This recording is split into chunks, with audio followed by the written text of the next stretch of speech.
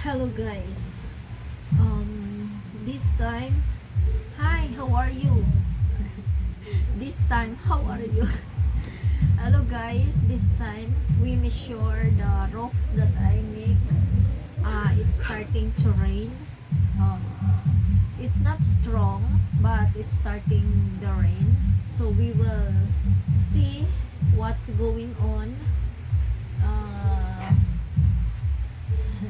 I have a little scared of rain because I know my roof is not really cold. Excuse me. And let's say if there is leaking, no? Uh, there are some problem in my roof, but let's check. I hope the rain is a little strong so we can see what my roof is. We can see where is the leaking or the the winds blow here. The water is not going to my bed or not going inside. So let's check that.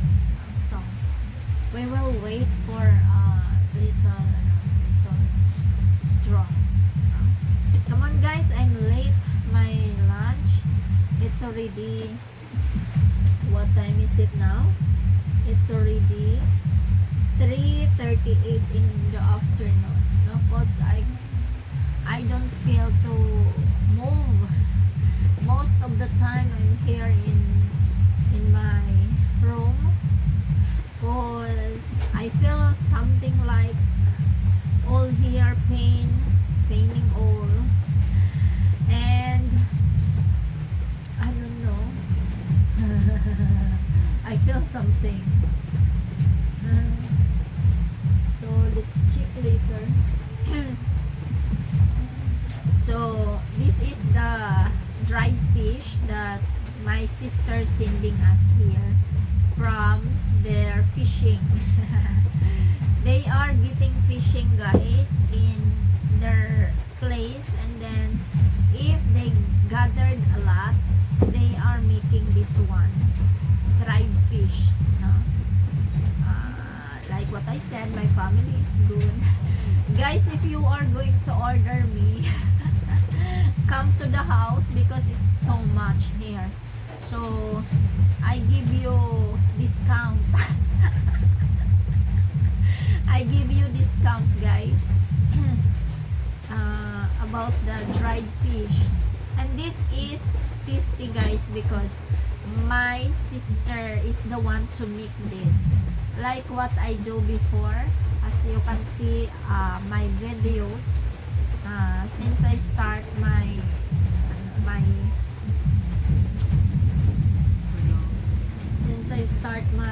YouTube, there are videos that I'm making this one. Thank you Lord, I already prayed. So this is the good partner of dried fish, because if the dried fish is salty, we will put the vinegar. So I chose Silver Swan vinegar because it's not hurt to my stomach than the Dato Puti. The Silver Swan is not hurting my stomach. So I already pray. So let's eat.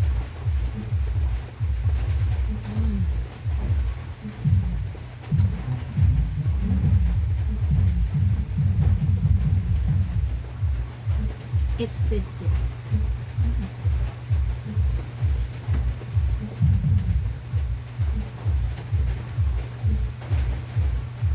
They are get fishing. They are go to the lake and fishing there. Sometimes it's a lot. They bring home a lot, and they make like this dried fish. And other they sell.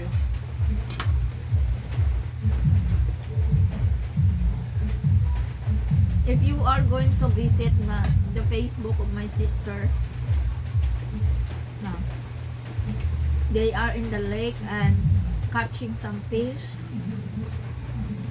So much. Because they have a fishing boat.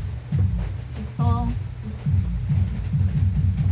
easy for them. That's why I am planning to go vacation there. But the tickets right now is so double, triple.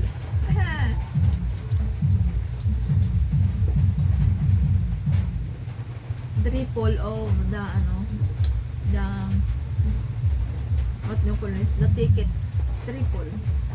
Expensive. Because I want to experience, guys, how to catch the fish, how to, you know, at early morning you are in the lake. Lake is like a very very wide, like ocean. Like a sea, but not big as a sea. Ayan, lake nga, lake.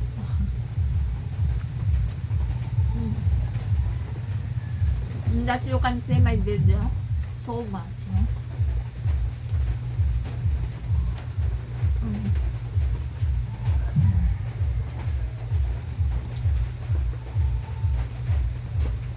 It's arrived already.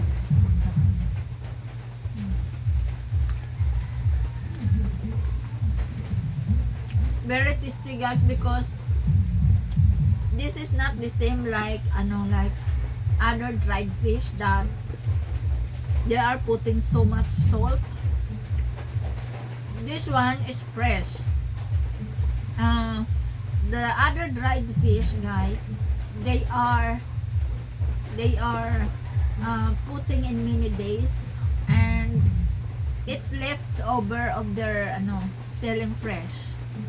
They make a dried fish. But this one, guys, when they reach the house, they are making this one dried fish. So it's not itchy, it's not no. Sometimes the fish is just jumping, and then my sister is doing this already, and no choice. Fish sila. So, let's eat. So as you can see, it's not leaking, no? Because the rain is not so much, so it's not leaking. I will check later if the rain strong. I will tell you. I will show you if my roof is leaking. But good thing that the roof is not leaking. So thank you very much, guys, for coming and try to watching. Thank you very much for watching, guys. God bless and have good morning and have a blessed Sunday. Bye bye.